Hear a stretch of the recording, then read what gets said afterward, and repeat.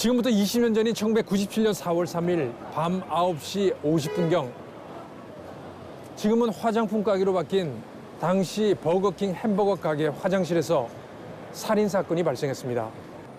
22살 꽃다운 나이의 젊은이가 칼에 찔려 무참하게 살해된 겁니다.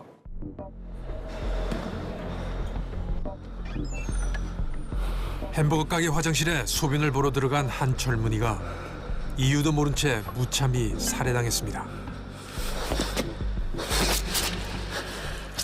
범인은 아더 패터슨과 에드워드 리 둘 중에 한 명인데 19년 동안 범인은 잡히지 않았습니다.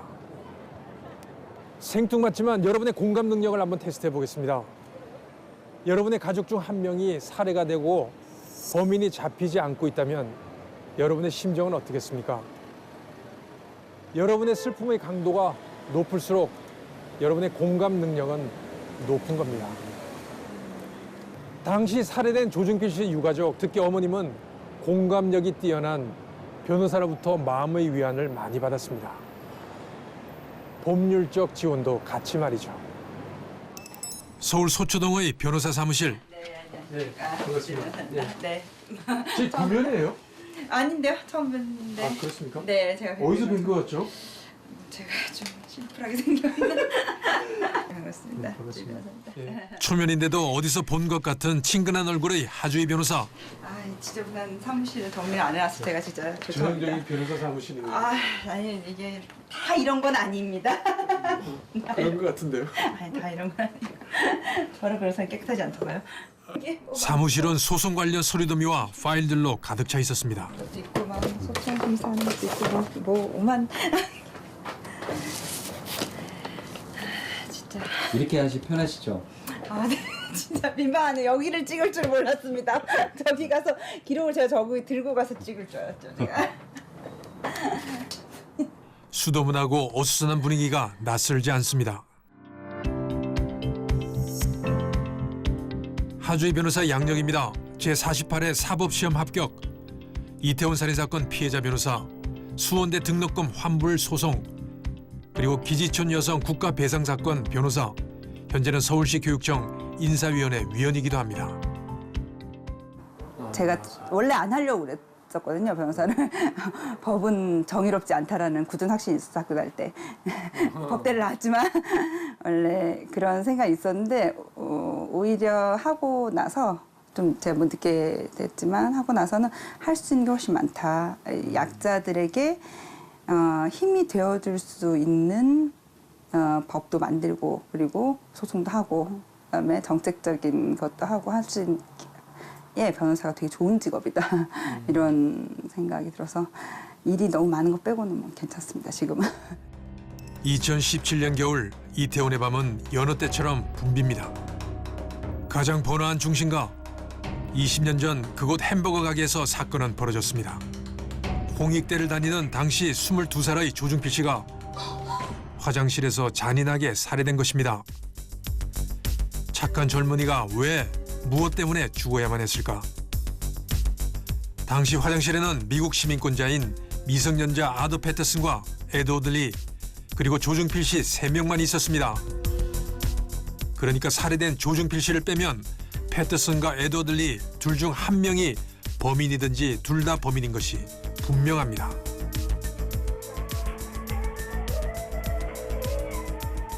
그러나 사건은 이해할 수 없는 방향으로 흘러갔습니다.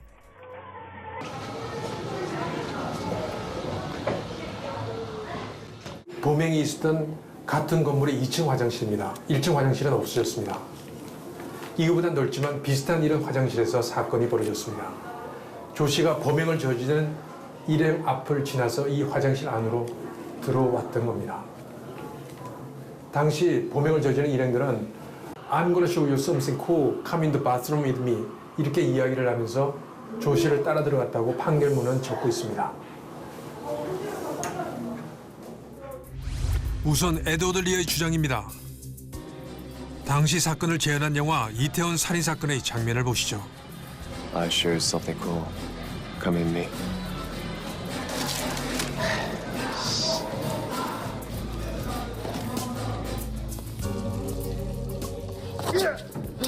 에드워드 리가 거울을 통해 패터슨의 살인을 목격했다고 주장합니다. 한국인 청년을 죽인 사람이 누구지? 두 사람은 담당 검사 앞에서 서로 상대방이 살인을 했다고 주장하고 있습니다. I didn't. Hey, what the f*** are you saying? You f***ing killed him. I didn't kill him. You said in your mouth. Hey, don't f***ing lie. No, I didn't kill him. 패터슨은 에드워드가 살인을 했다고 주장합니다.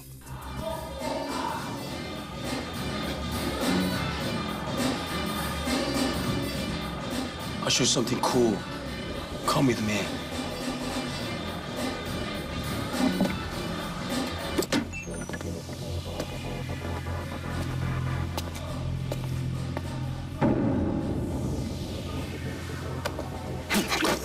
에드워드가 살인을 했고 자신은 쓰러지는 조시를 안았기 때문에 피가 많이 묻었다고 주장하는 것입니다.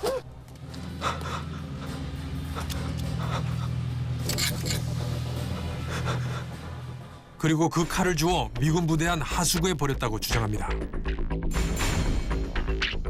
당시 범인으로 기소된 에드워드는 20년형을 받았지만 대법원에서 파기됐고 고등법원은 무죄를 선고했습니다.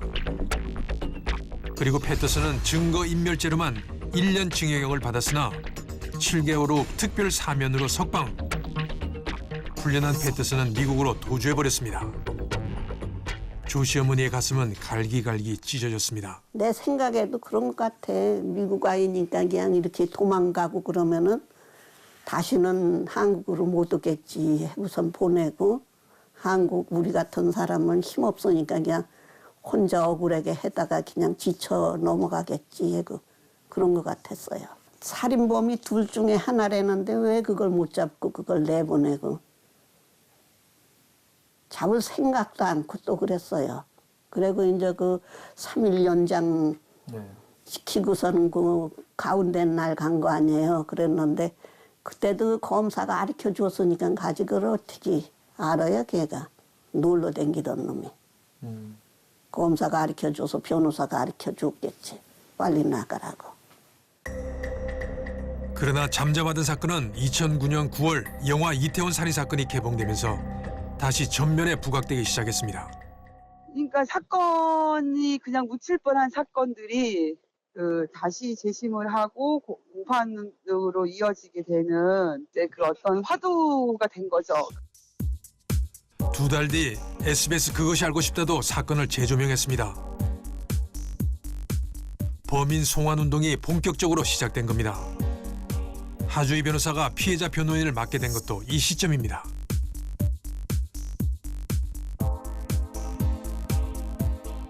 하주희 변호사는 미 법원에 아더 패터슨 송환 탄원서를 제출했습니다. 원래 이제 제가 이런 활동을 하면서 2011년에 인도 재판이 시작됐었어요.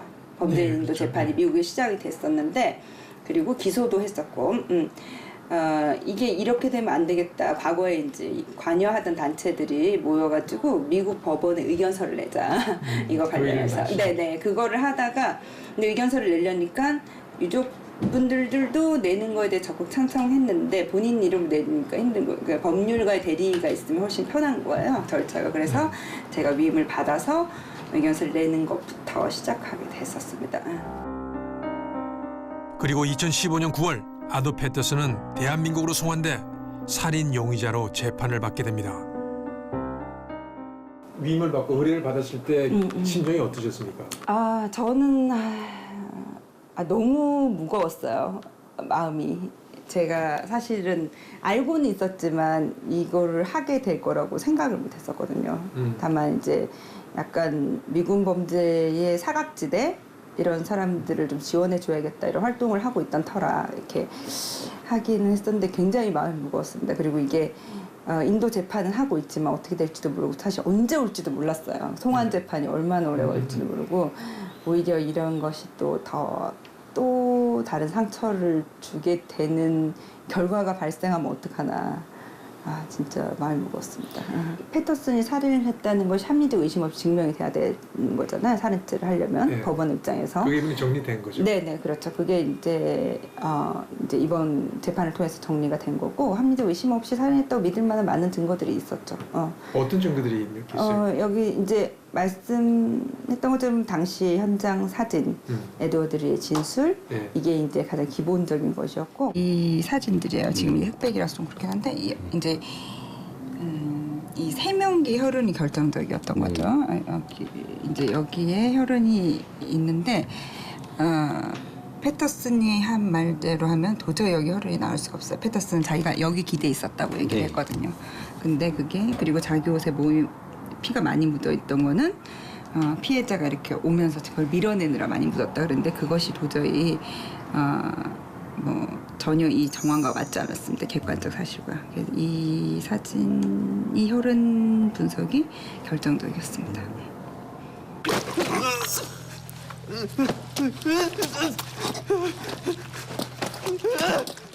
패터슨의 주장대로라면 에드워드리가 조 씨를 찌른 후 조 씨가 패터슨에게 쓰러지면서 뒤로 기댈 때 생길 수 있는 혈흔이 실제 사건 현장의 혈흔과는 현저히 달랐던 것입니다.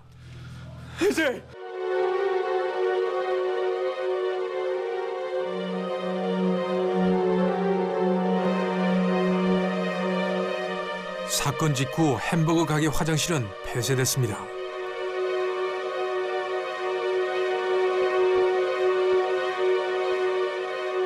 그러나 사건이 남긴 상처는 치유되지 않은 채 어둠 속에 남았습니다. 1997년 4월 3일 밤 9시 50분 누가 조정필 씨를 살해했을까? 밝혀진 사건의 실체는 이렇습니다.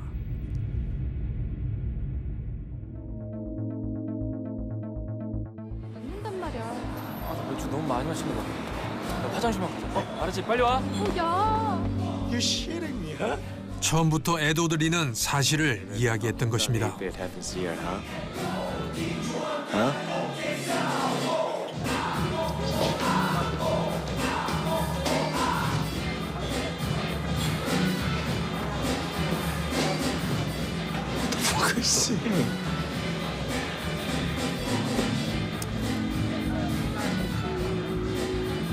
I sure is something cool.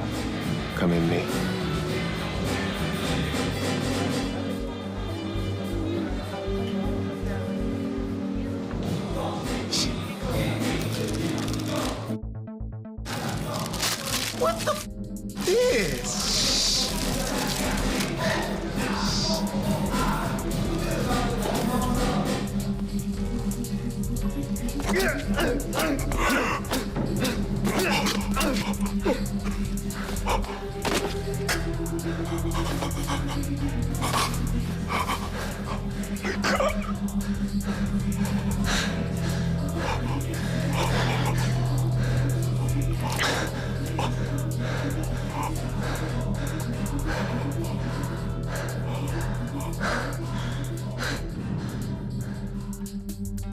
범인은 아더 패터슨.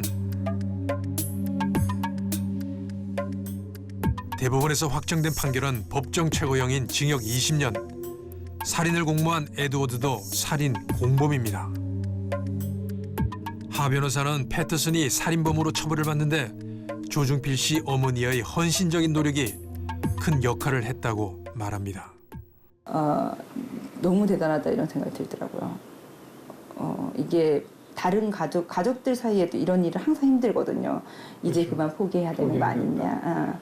이렇게 얘기하는 가족들이 있고 그런데 어머니가 하시고 계셨어요. 하시고 계셨고 기회만 있으면 어디서든지 얘기하려고 하셨고 그리고 포기를 안 해요. 너무 놀라운 건 안 될 거라는 생각을 하나도 하지 않았었어요. 이게 사실은 검사들이 다 얘기했었거든요. 이건 안 되는 일이다. 제발 그만둬라. 진짜 영화가 없어서 영화 안 나오고 영화 나오면서 회자가 된 거잖아요. 네. 안 그랬으면 이게 전례가 없는 일이에요. 이게 이렇게 한 게 정말 드문 일이거든요. 우리나라에서 검사가 기소를 했다고 절대 시정 안 되는 경우가 너무너무 많습니다. 절대 안 하는 일인데 저는 사실 이 사건과 관련해서 좀 얘기가 되었으면 좋겠는 건 이 어머님처럼 이런 아픔을 겪은 사람들이 있을 텐데 어쨌든 포기하지만 해결됐다는 사실 자체가 그런 분들에게 좀 용기가 되지 않을까. 사실 제가 별로 한 거 없는데 자꾸 이렇게 인터뷰하는 게 약간 민망하기도 하고 그런 게 있는데 그래도 얘기를 많이 하고 싶은 이유가 그거거든요. 그러니까 포기하지 않고 어쨌든 하다 보니까 해결이 됐다. 변호사는 피해자를 대리할 때 어떤 관계를 유지해야 할까? 계세요, 어머니? 네. 문 열렸구나. 네, 안녕하세요, 어머니. 이렇게 촬영하고 와서 죄송해요. 안녕하십니까. 네, 안녕하세요, 어머니. 네, 죄송합니다. 이태원 살인 사건 피해자 변호인 하주희 변호사는 피해자 유가족을 어떻게 대할까? 뭔가 괜찮아, 제가 들어올게요. 저는 가족 같은 느낌을 받았습니다. 아니, 어머니 괜찮습니다. 그냥. 잡섰어요 그냥. 네, 괜찮습니다. 어머니 여기가 편하시지 않으세요? 네. 국가배상도 저희가 이제 의논을 해봤는데 그때는 출국 금지 안 한 거 딱 그걸로만 받았었잖아요. 그러니까 재판이 이렇게 길어지게 된 거. 변호사가 확정 판결로 후속 조치를 말하고 있습니다. 할 수 있지 않을까라는 게 다 중론이었어요. 그래서 그것도 하자고. 할 수 있는 건 해봐야 되지 않을까. 그래서 내일 이제 범죄 피해자 구조기금 신청하는 거랑 그거 내일 접수할게요. 중필일 나오는 거 해야 된다고 그러니까는 맞아요. 제작진 네, 맞아요. 이거 그런데 네. 이제 고무돌 거는 빼면 마치 가족 변호사 같은 느낌입니다. 하면 돼요. 고모에 와서 저기 그 에드워드 코니 아버지 딱딱한 법이 넘지 못하던 벽을 하 변호사가 넘고 있습니다. 있잖아. 그 사람이 때려봐 가만히 있어? 그렇지 않죠. 네, 그러면 화장실에서 만났어요. 화장실에서.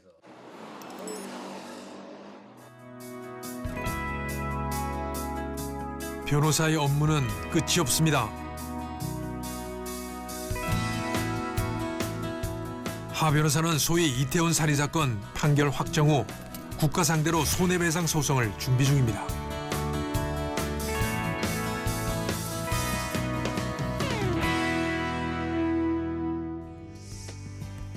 소초동의 한 변호사 사무실입니다. 칸막이가 쳐져 있고요. 그리고 많은 소송 관련 서류들이 눈에 띕니다. 변호사들은 이런 사무실에서 무슨 일을 하고 있을까요? 변호사법 제1장 1조. 변호사는 기본적 인권을 옹호하고 사회적 정의를 실현하는 것을 그 사명으로 한다고 되어 있습니다. 변호사의 사명 부분입니다. 제2조. 변호사는 공공성을 지닌 법률 전문직으로 자유롭게 그 직무를 수행한다고 되어 있습니다. 변호사의 지위에 대한 부분입니다. 변호사들은 기본적 인권, 그리고 사회적 정의, 공공성, 이런 공익적인 측면과 돈을 벌어야 한다는 상업적인 측면 사이에서 고민을 하고 있을지도 모릅니다. 물론 고민하지 않고 돈만 많이 버는 변호사들이 있는 것도 현실입니다. 이영돈 PD 변호사를 만나다를 통해 여러분들은 변호사들의 다양한 모습과 그리고 변호사들의 고민, 변호사에 대한 다양한 해석들을 재미있게 그리고 감동적으로 보시게 될 겁니다. 변호사를 가까이 대하면서 여러 의문들이 생깁니다. 충돌이 생겼을 때 변호사는 무조건 자기 의뢰인의 편에 서야 할까요? 연쇄살인범의 변호사도 최선을 다해서 무죄를 입증해야 할까요? 그렇다면 변호사법에서 말하는 사회정의 실현이라는 변호사의 사명과 배치되지 않을까요? 이런 의문들이 꼬리를 뭅니다. 좋은 변호사라는 게 어떤 사람이 좋은 변호사예요? 누구한테 물어봤더니 좋은 변호사 없다 그렇게 딱 이야기하는 사람도 있고. 모르겠어요. 의뢰인들한 좋은 변호사는 이겨주는 변호사가 좋은 변호사죠. 그러니까 이 결과에 대한 부담이 항상 있어요. 저희는 이제 예컨대 좋은 취지로 했다 하더라도 결과가 좋지 않으면은 힘들어요. 저희도 힘들고. 그런 경우도 생기잖아요. 생기죠. 불가피해요. 어떻게 다 잘 되겠습니까? 그렇지 않은 경우도 있는데 그럴 때도 이제 어쨌든 이거는 현재 상황에서 어쩔 수 없고 서로 최선을 다했다라는 그런 게 있으면 좋은 거죠. 그런 경우도 있고 아닌 경우도 있어요. 그럼 나쁜 변호사는요? 진은 변호사예요. 모르겠네요. 나쁜 변호사는 뭐 열심히 안 하면 별로 안 좋은 변호사죠. 예, 그런데 이 사람들은 인생에서 한 번 소송하는 경우가 많거든요. 일생에서. 그럼요. 대부분 없이 가는 사람이 더 많아요.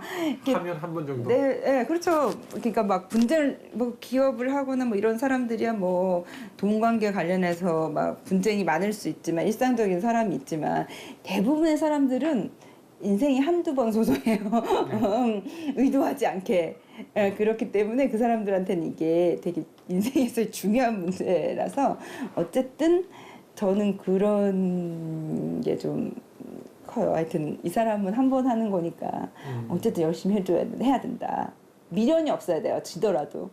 할 걸 다 하고 했는데 법원이 나빠서 안 해준다던가 아니면 지금 법이 문제라던가 이렇게 되면은 괜찮은데 뭔가 미련이 남으면은 이 사람들이 끝을 못 내요. 그 법원도 저는 이 점에 대해서 한번 생각해야 된다고 생각하거든요. 미련 없이 말할 수 있도록 경청을 해주면은 이 사람들이 설령 저도 결과에 승복해요. 그러니까 그러니까 제 생각은 그 좋은 변호사는 어쨌든 그렇게 한 번 소송하는데 열심히 안 해주면 좀 안 좋다라고 생각합니다. 그리고 이제 막 지나치게 이제 막 또 이게 누구 편이었으면 좋겠는 거거든요. 변호사를 선임한다는 건 자기 편이었으면 좋겠다는 거예요. 그렇죠. 자기 얘기를 더 자기보다 더 잘해주고 그런 걸 해주는데 굳이 또 안 그래주는 거 필요는 없겠다라는 생각은 하죠. 근데 뭐 이제 되지도 않는 그런 주장을 하는 건 아니지만 우리가 이제 말씀하신 공감과 열심이라는 차원에서 해줄 수 있는 거는 다 해줘야 되는 거 아닌가 이런 고민이. 그러니까 변호사로서 지금까지 피해자를 대리를 하실 때 그 피해자한테 기본적으로 동정심 같은 거는 생길 거 아니에요, 그렇죠? 네, 그런 게 없으면 어쨌든 공감이 없으면은 못 하는 것 같아요, 사실. 그러니까 대리한 변호사하고 의뢰인하고 공감이 되게 중요해요. 저는 피해자 대리는 그러니까 사실 아니면 객관성을 유지하는 게 한 발 뛰어서 유지하는 게 더 중요합니까? 아니 공감이 더 필요한 것 같아요. 피해자 대리 같은 경우는. 그러니까 피고인을 변론할 때는 당연히 공감도 하지만 피고인의 방어권 행사도 마찬가지고 어쨌든 변론을 하는 데 있어서 내가 피고인과 완전히 하나가 되어서 뭐 그렇게 하는 게 바람직하지도 않고 그런데 이 피해자 대리 같은 경우는 공감이 필요한 것 같아요. 만약에 그게 안 되면 뭐 할 게 없어요. 피해자 대리는 별로 할 게 없거든요. 뭐 의견 사항을 내면 되는. 네네, 검사가 다 하는 거고 기록 보고 의견 사항을 내면 되기 때문에 별로 할 게 없어요. 그렇지만 이게 이제 공감이 있어야지 이제 재판에 출석해가지고 재판 모니터링도 하고 검사가 공소 유지할 때 이걸 좀 더 해야겠다 이런 것도 하고 그렇게 되는 것 같아요. 근데 민사에서 그 상대방 변호사는 수임료를 받고 법률 서비스를 제공한다는 것은 상식입니다. 그러나 하주희 변호사처럼 피해자를 대리하는 경우 피해자의 안타까운 이야기를 들어주고 공감하는 자세가 무척이나 중요해 보입니다. 딱딱한 법에서 그들이 의지할 때라고는 변호사밖에 없기 때문입니다. 형사 보상이라고 해가지고 그거에 대해서 국가가 보상해 준 건데 그게 하루에 구금 일수에 따라 달라요. 하 변호사가 잡은 손에서 온기가 느껴집니다.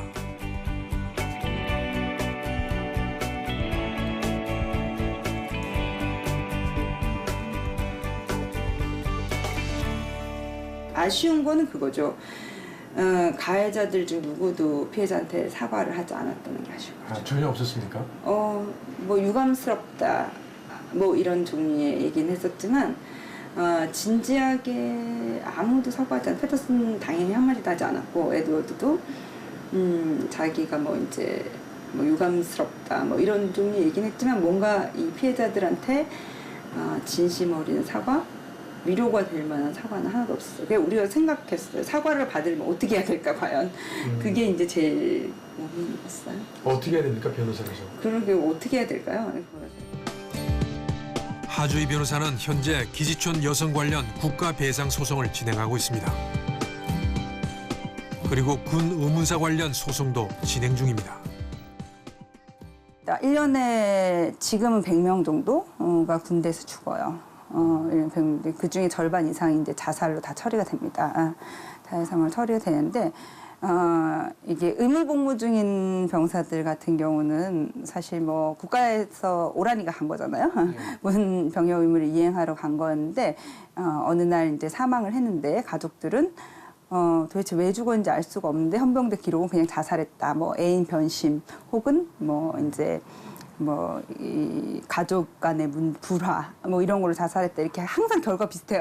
그런 결과 이게 과연 그러한가라는 문제에서 시작을 한 거죠. 근데 이제 보니까 구타나 폭언, 가혹행위 뭐 여러 가지 군대 내 부조리로 인해서 죽을 만큼 고통을 당하다가 자살한 경우 이런 것이 굉장히 많이 있었습니다. 얼마 전에는 군 의문사 가족들과 힐링 여행도 다녀왔습니다. 참 따뜻한 변호사입니다.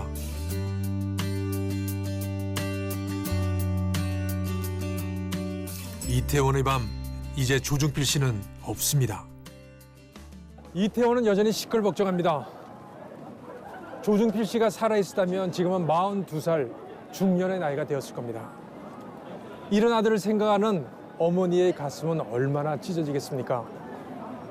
이렇게 하늘을 찌를 것 같은 분노와 냉정한 법 사이에 변호사는 존재합니다.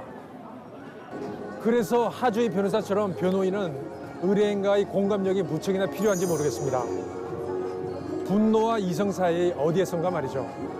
이영돈 PD 변호사를 만나다 첫회 하주희 변호사 편 어떻게 보셨습니까? 피해자인 의뢰인에게 공감을 느끼셨습니까? 아니면 하주희 변호사에게 공감을 느끼셨습니까? 만일 그렇다면 여러분은 프로그램을 제대로 본 것입니다. 시청해주셔서 감사합니다.